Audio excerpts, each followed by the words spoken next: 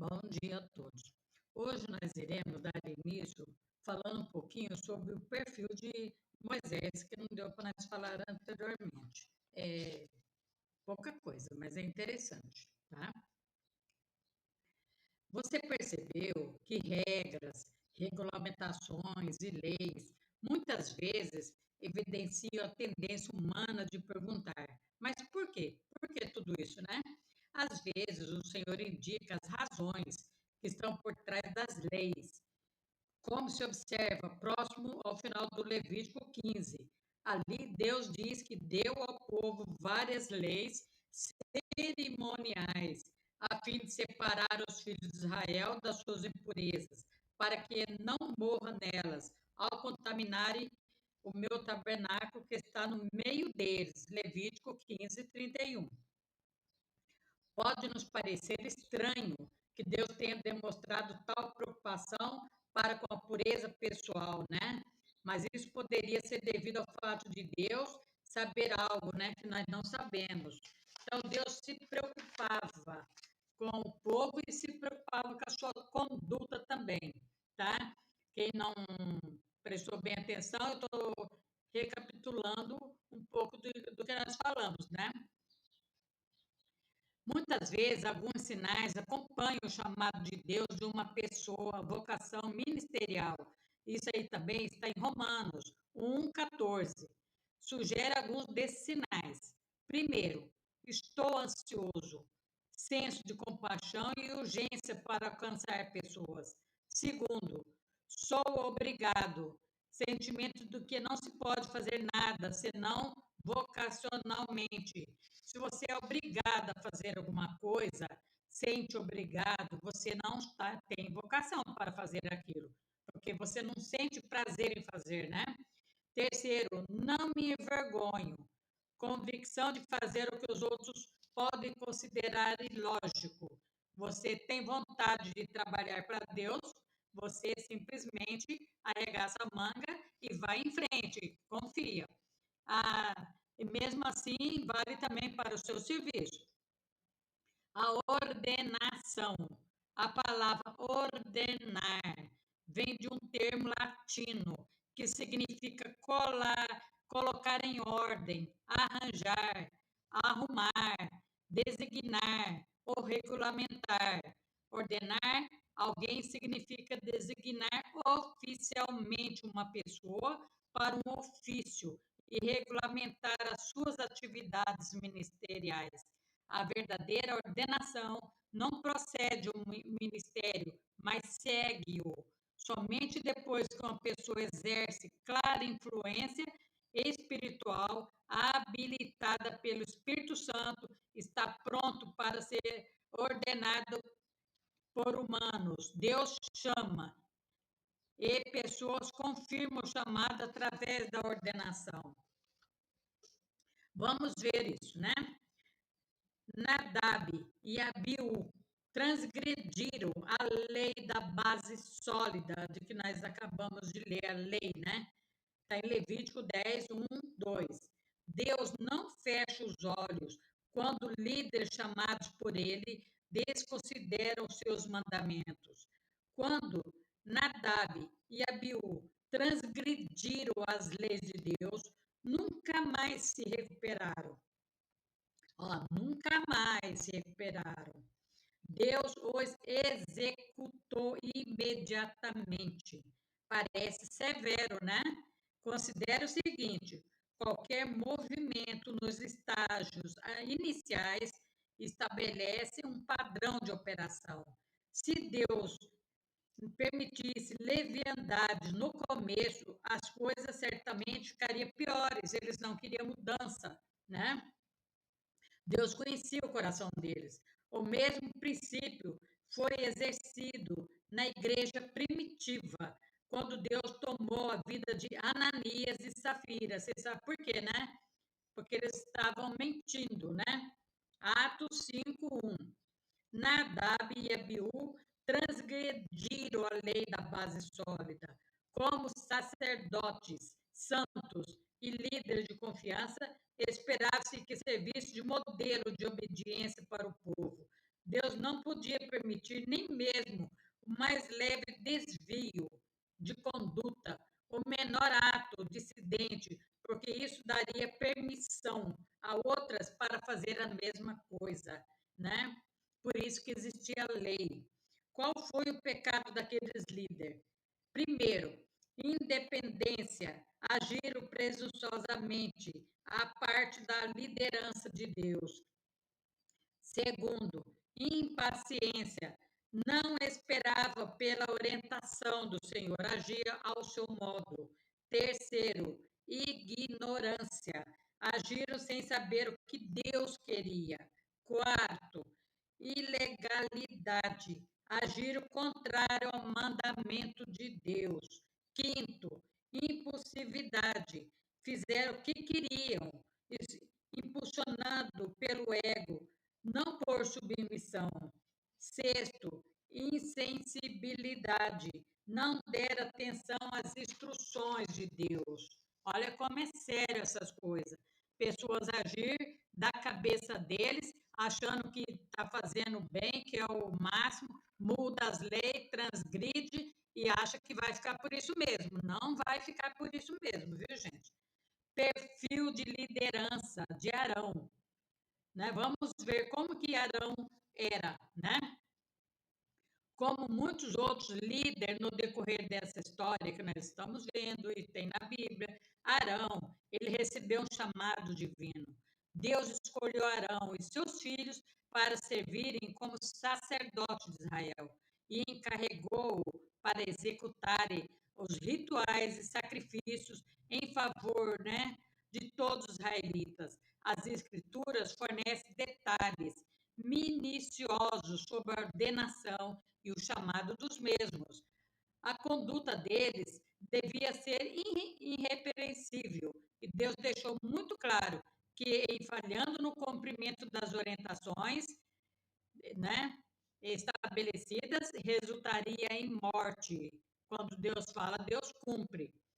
Numerosos relatos do livro de Levítico demonstram o alto custo e a expectativa que acompanhava a sagrada vocação dos que ocupam posição de liderança. Como sumo sacerdote, Arão era o único autorizado a entrar no Santo dos Santos e apresentar-se na presença de Deus.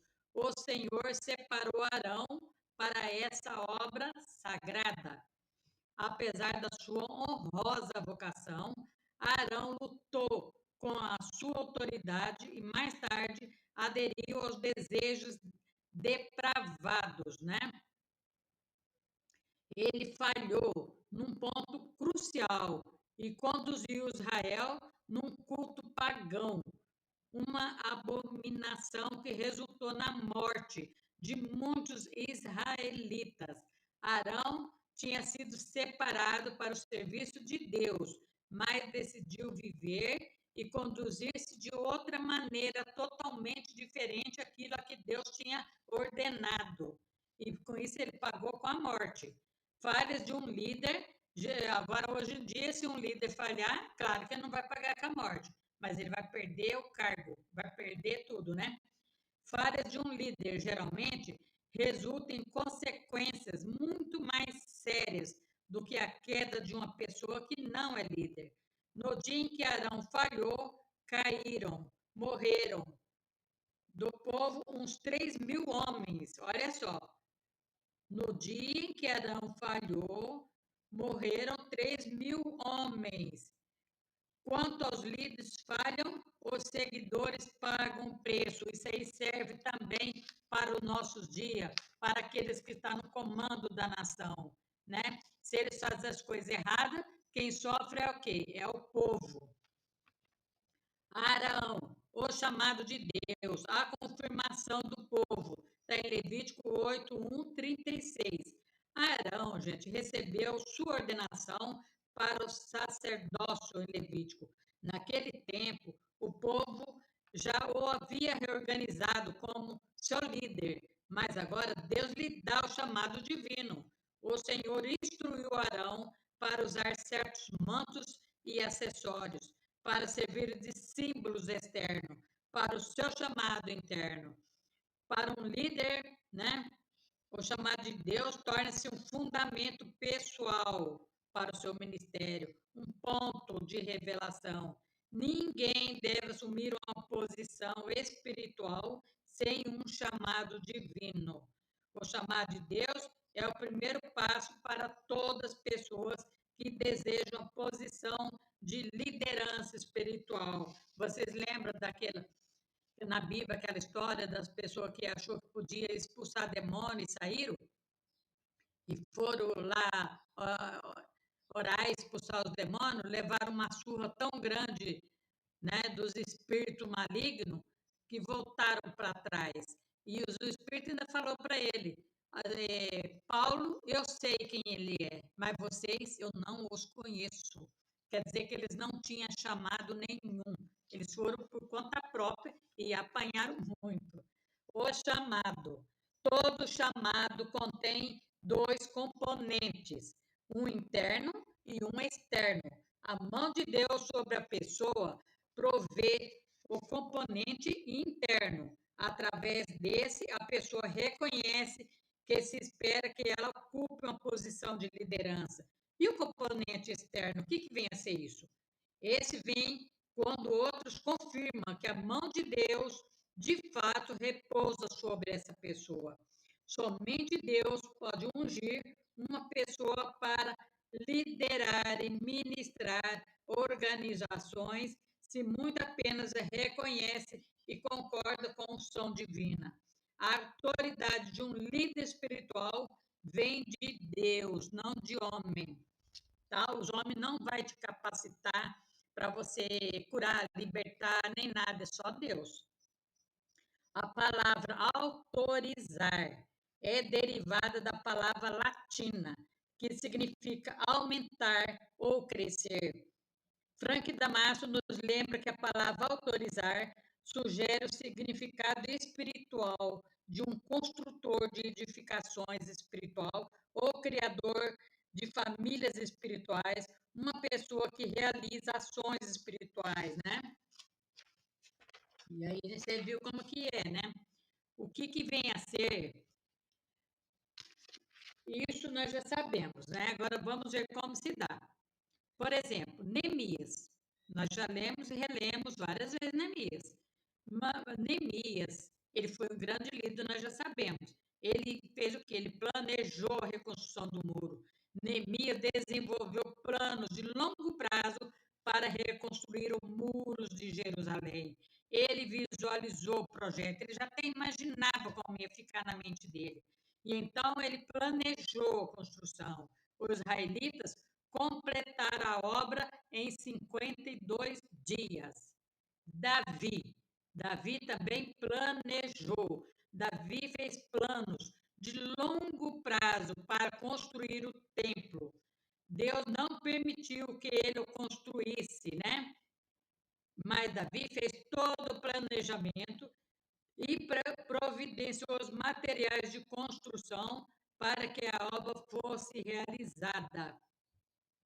Quem realizou? Salomão, né? Jesus contou parábolas sobre planejamento.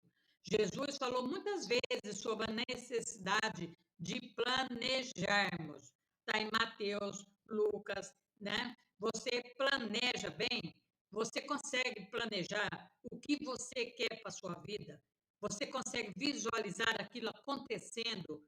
Com que meios você vai fazer isso? Você estudou para isso, você capacitou. Então você não fez isso, então faça, planeja, tá? Muda o seu foco. A lei da imagem. Israel deve ser o exemplo. Está em Levítico 6:1. O exemplo não é a coisa principal que influencia os outros, né? Disse Albert Schweitzer.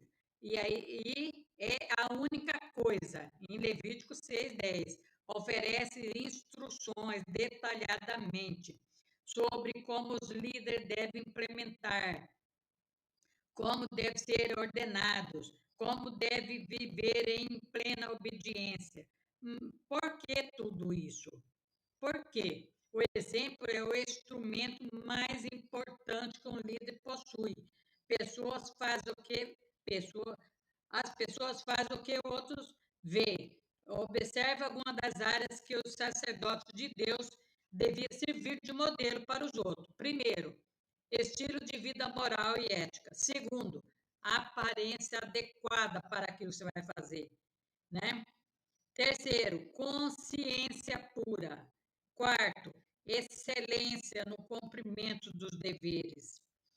Quinto, relacionamentos saudáveis e restituição. Sexto, estabelecimento das prioridades adequadas. Sétimo, manutenção de regulamentação e orientação. Oito, iniciação de perdão e expiação. Quando você vai fazer um trabalho de escola, uma monografia, você tem que seguir várias regras, né? Desde do número 1 até o final. Você não pode quebrar essa regra. Quando os líderes de Israel haviam estabelecido estilo de vida modelar, Deus chamou toda a nação para servir de exemplos para o resto do mundo.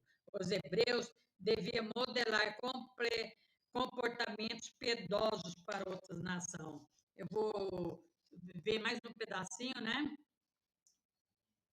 Então, aqui vocês viram, né, que Deus ele planejou, as pessoas que eles colocaram no caminho também planejaram, né?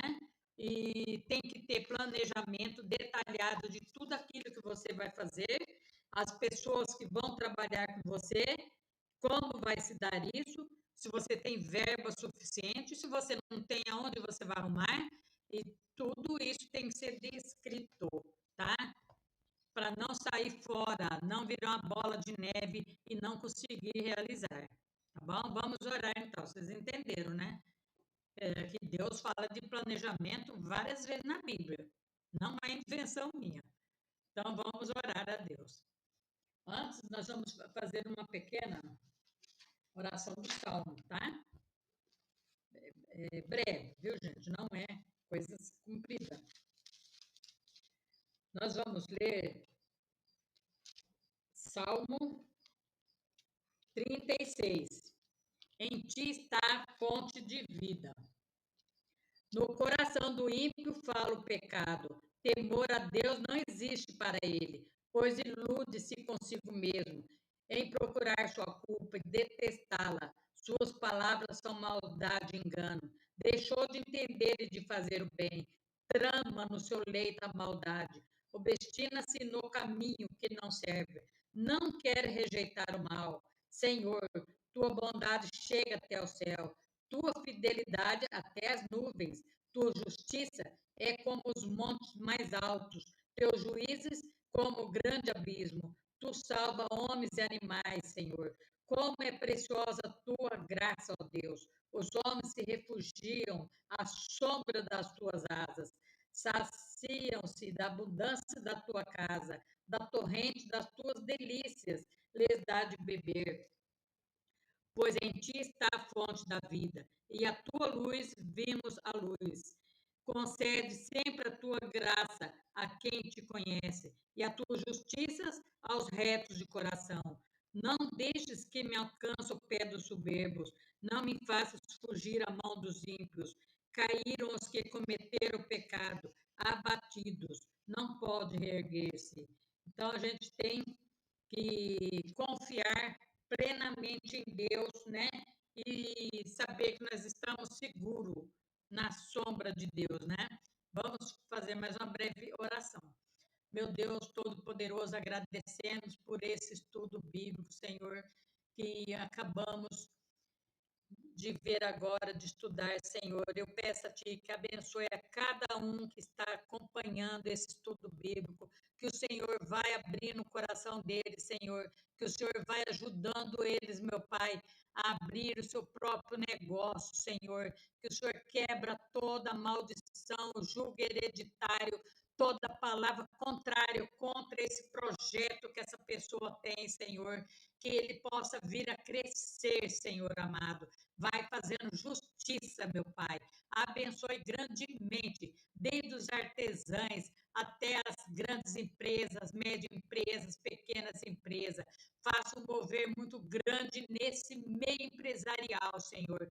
Que esse ano seja o ano da virada, da mudança na vida de muitos. Abençoe cada família que está nesse momento clamando comigo. Abençoe o nosso país, as nossas crianças, os nossos jovens. Derruba por terra toda a seta envenenada do inimigo. No nome de Jesus e no poder de Deus. Amém. Amém. Muito obrigada. Até amanhã, se Deus quiser. Se vocês gostaram, se inscrevam, tá? Dê seu joinha. Pode deixar um recadinho também, que eu vou ler e vou responder, tá? E agradeço pela presença de vocês, porque sem vocês nada poderia ser realizado. Obrigado e até amanhã.